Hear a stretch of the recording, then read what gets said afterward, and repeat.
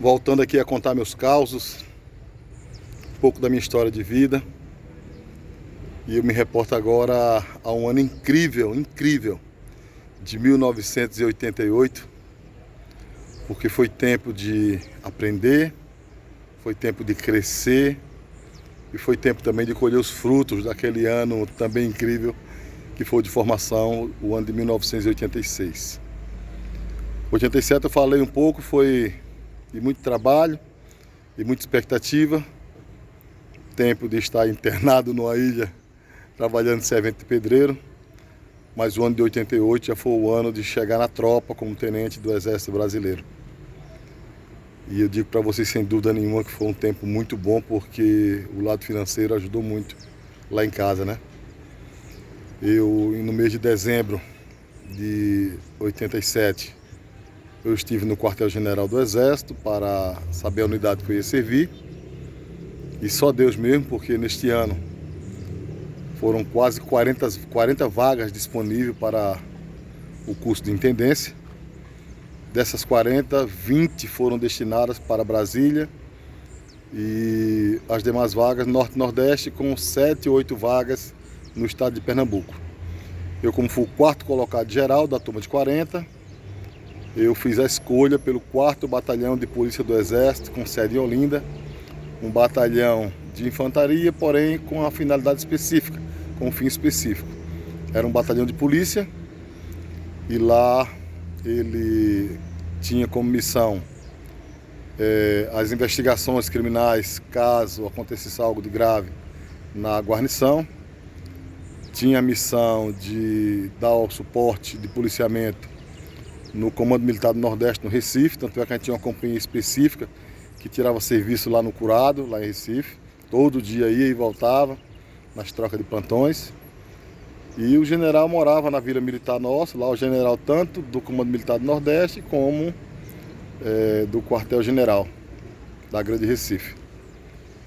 E eu cheguei na unidade, ainda cruzinho, com medo até de telefone.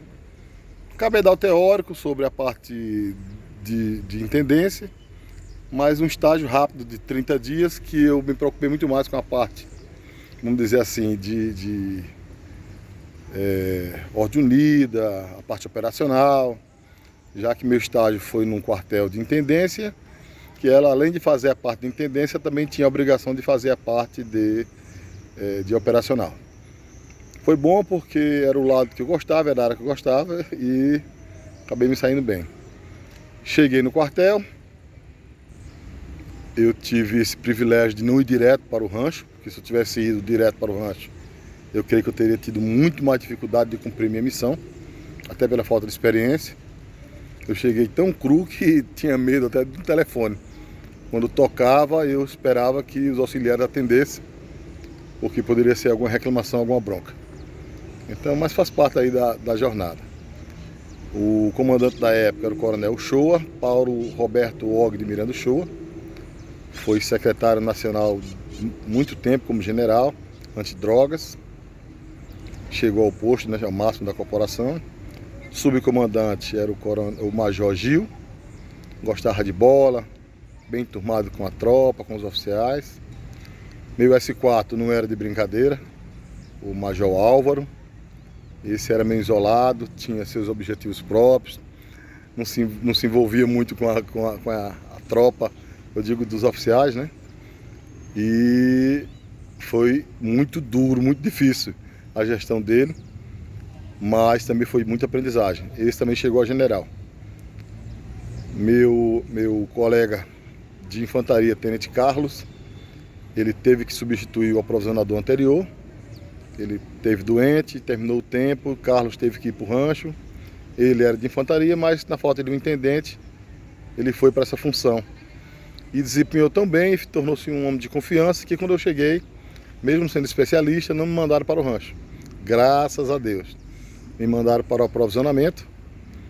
E lá eu fiquei durante todo um ano, aprendendo, crescendo, desenvolvendo novas habilidades, até estar pronto para assumir o rancho. Porque no ano seguinte, o Tenente Carlos, Antônio Carlos Dantas, ele passou na Polícia Federal e foi embora, cuidar da sua vida, e eu fui para o rancho.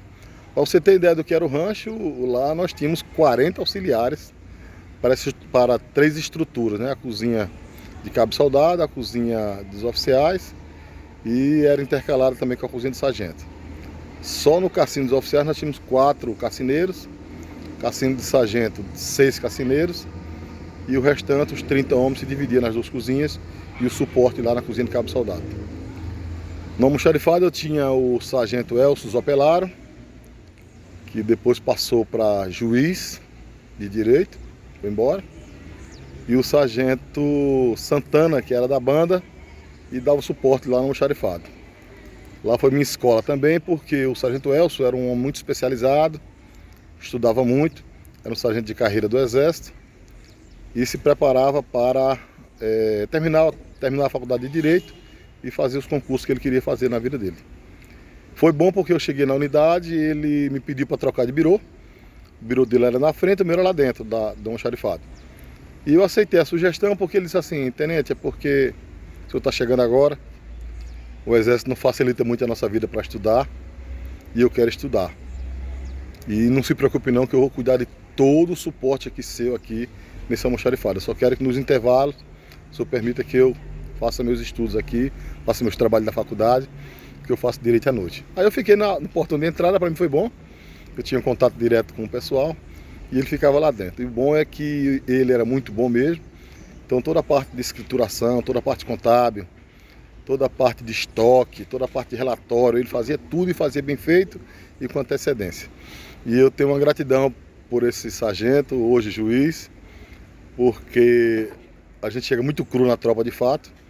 E eu me deparei lá na primeira semana com uma sindicância, num caso bem emblemático de que uma pistola apareceu com um coldre muito arranhado mesmo e parecia de propósito. E abriram sindicância e tinha um tenente novo chegando no quartel. A gente pega logo essas missões. Na verdade, tudo que é missão que a gente chega, quando a gente chega na PE, a gente pega. De representação, instrução, sindicância e tudo mais. E eu passei uns 3 dias com a portaria na mão, me entregaram essa sindicância. Eu botei na gaveta e fiquei pensando, meu Deus, como fazer essa sindicância? Eu nunca tinha feito uma. E no 3º dia ou 4º, ele se aproximou de mim e disse: tenente, eu dei uma olhada nos papéis da mesa aí, na sua mesa, seu birô, e vi que tinha uma sindicância para o senhor fazer. O senhor está precisando de ajuda? Ô, cara, era tudo que eu precisava naquele momento, era dessa ajuda. Ele disse: não, eu tenho experiência, eu sou inclusive do pelotão de investigações criminais, aqui do quartel, quando tem algum crime aí militar na guarnição de maior repercussão, eu sou acionado para dar o suporte, para ajudar no trabalho de investigação. Pronto. Ele pegou aquele modelo, aquela portaria, já baixou a portaria de abertura, já fez o despacho, já mandou intimar as pessoas, foi fazendo as oitivas, e ele fazia as oitivas, e no final: e aí, tenente, alguma pergunta? Não, tá tudo tranquilo. Eu estava só aprendendo, na verdade. E assinava no final do termo, e ele concluiu a investigação de que não houve dolo naquela infração militar, porque simplesmente o militar botava a pistola na cintura, o coldre raso, ele subia no Ingesa para ir para o serviço lá no Recife, dava ali uns 30, 40 minutos de deslocamento em cima do Ingesa de madeira e a parte da encosta, né, de ferro. E simplesmente ele descobriu através de uma simulação, lá na porta do almoxarifado, conseguiu o Ingesa, botou os militares em cima, quem está envolvido na sindicância mostrou como é que sentava e ele descobriu simplesmente que era o roçar natural do caminhão, o deslocamento, em gesso muito duro, e o coldre ali aberto, ficava vazado, né? E tinha atrito com o ferro e acabava danificando a pistola. E tinha mais de uma nessa condição. E essa foi a sindicância e me ajudou muito, ficou sendo meu modelo durante muito tempo no Exército e ficou essa gratidão. E em contrapartida eu deixava ele estudar no almoxarifado. Não tinha nada para fazer às vezes, né? Ele fazia cedo as coisas.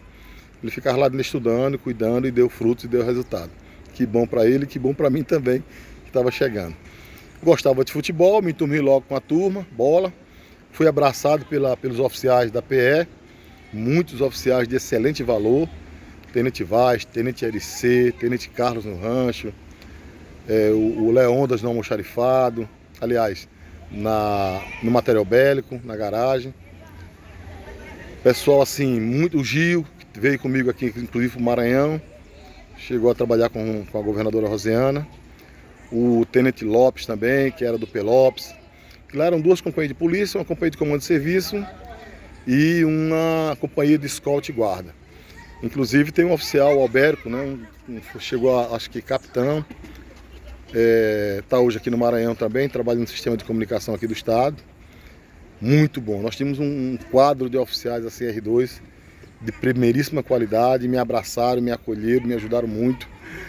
Desde a indicação das roupas para comprar, para me vestir como oficial, vamos dizer assim, a rotina administrativa. Tudo que eu precisava ali, eu me apresentava para os colegas e eles me ajudavam.